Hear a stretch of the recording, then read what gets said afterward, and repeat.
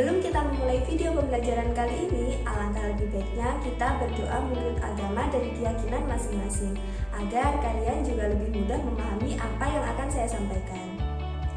Tujuan pembelajaran yang akan kita capai pada video pembelajaran kali ini yaitu dapat mengetahui dan juga memahami apa itu pengukuran dan juga macam-macam pengukuran. Yang kedua yaitu kalian dapat memahami dan menerapkan jenis-jenis alat ukur pada kehidupan sehari-hari. Yang ketiga yaitu kalian dapat memahami bagaimana cara membaca pengukuran pada jangka sorong dan juga mikrometer sekrup. Penasaran kan bagaimana? Yuk kita simak video pembelajaran kali ini. Di SMP kalian pasti pernah belajar tentang apa itu pengukuran. Ada yang masih ingat apa itu pengukuran? Pengukuran merupakan suatu kegiatan untuk mengetahui kuantitas fisik suatu besaran dari sebuah benda yang dinyatakan dalam nilai atau angka. Dibagi menjadi dua macam. Yang pertama yaitu pengukuran langsung. Pengukuran langsung merupakan pengukuran yang langsung dilakukan dengan alat ukurnya. Contohnya adalah ketika kita mengukur panjang dari suatu meja.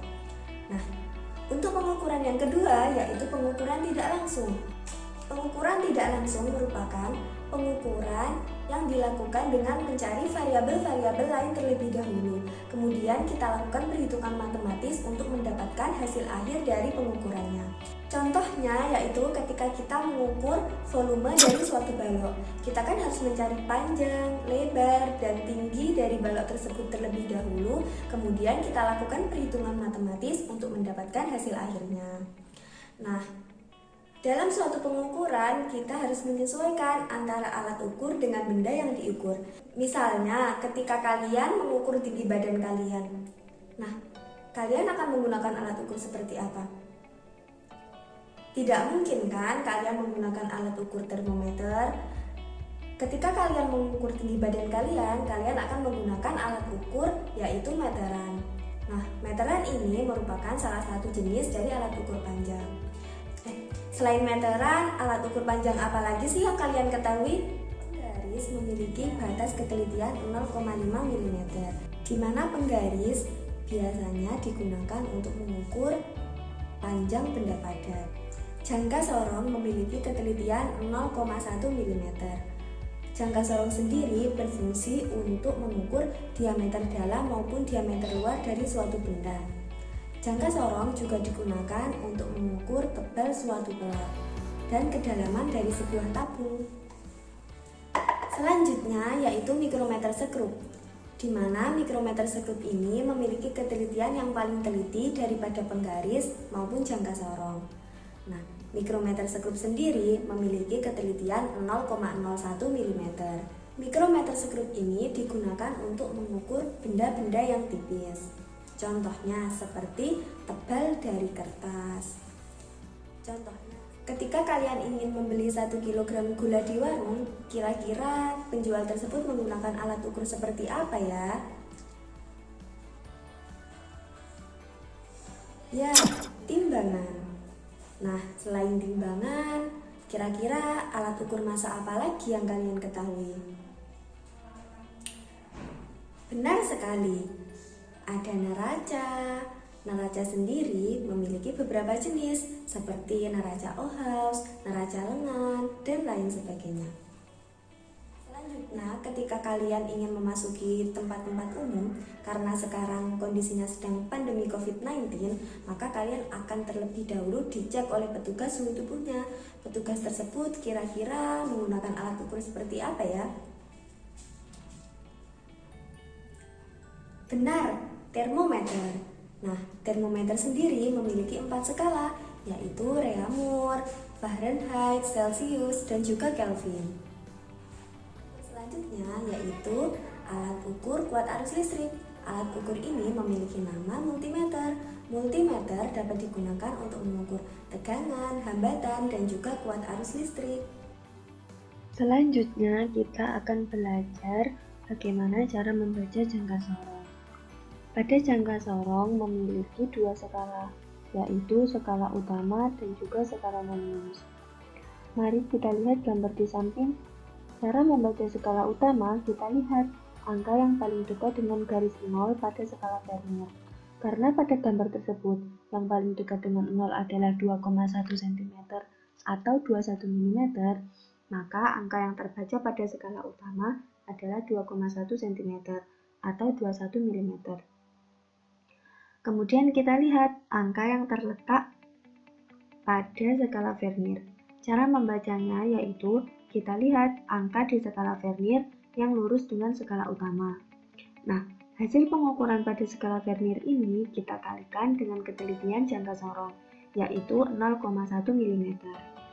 Jadi, skala yang terbaca pada skala Vernier yaitu 0,3 mm atau 0,03 cm. Kemudian kita jumlahkan hasil pengukurannya. 21 mm kita tambah dengan 0,3 mm sehingga menghasilkan 21,3 mm. Jika dirubah ke cm maka hasilnya 2,13 cm. Kemudian kita akan belajar bagaimana cara membaca mikrometer skrup. Sama halnya dengan jangka sorong, mikrometer skrup juga memiliki dua skala, yaitu skala utama dan juga skala non-minus. Nah, cara membaca skala utama kita lihat angka yang paling dekat dengan garis yang ada pada skala non-minus. Sehingga angka yang terbaca pada skala utama yaitu 2 mm. Sedangkan pada skala non-minus kita lihat garis yang paling lurus dengan skala utama. Nah, garis yang sejajar dengan skala utama yaitu 25 mm. Nah, 25 mm ini kita kalikan dengan batas ketelitian dari mikrometer skrup yaitu 0,01 mm. Kemudian kita kalikan 25 mm dikali 0,01 mm diperoleh hasil 0,25 mm.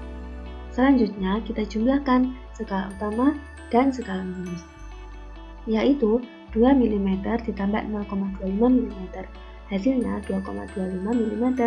Jadi angka yang terbaca pada mikrometer skrup yaitu 2,25 mm. Untuk mempermudah kalian memahami cara membaca mikrometer skrup, kita kerjakan contoh soal berikut. Fahri mengukur ketebalan sebuah buku pelajaran fisika dengan menggunakan mikrometer skrup, dan hasilnya menunjukkan gambar yang terlihat sebagai berikut. Tebal buku fisika tersebut adalah, kita perhatikan, angka yang terukur atau terbaca pada skala utama yang paling dekat dengan garis yang ada pada skala non-minus, yaitu 5,5 mm. Kemudian kita lihat angka yang terbaca pada skala non-minus yang paling lurus dengan skala utama yaitu 15 mm. Kemudian kita kalikan dengan ketelitian dari mikrometer skrup yaitu 0,01 mm sehingga menghasilkan 0,15 mm. Kemudian kita jumlahkan 5,5 ditambah 0,15 mm yaitu 5,65 mm. Nah, kesimpulan pada video pembelajaran kali ini yaitu pengukuran merupakan suatu kegiatan untuk menentukan kuantitas fisik suatu besaran dari sebuah benda yang dinyatakan dalam nilai atau angka. Pengukuran memiliki dua macam jenis, yaitu pengukuran langsung dan juga pengukuran tidak langsung. Nah, jenis-jenis alat ukur sendiri ada 5 macam, yaitu pengukuran massa, pengukuran panjang, pengukuran suhu, pengukuran kuat arus listrik, dan juga pengukuran waktu. Bagaimana pembelajaran fisika pada materi pengukuran kali ini? Semoga apa yang saya sampaikan dapat bermanfaat untuk kita semua ya. Tetap semangat belajar fisika ya, dan juga jangan lupa jaga kesehatan. Sekian dari saya. Wassalamualaikum warahmatullahi wabarakatuh.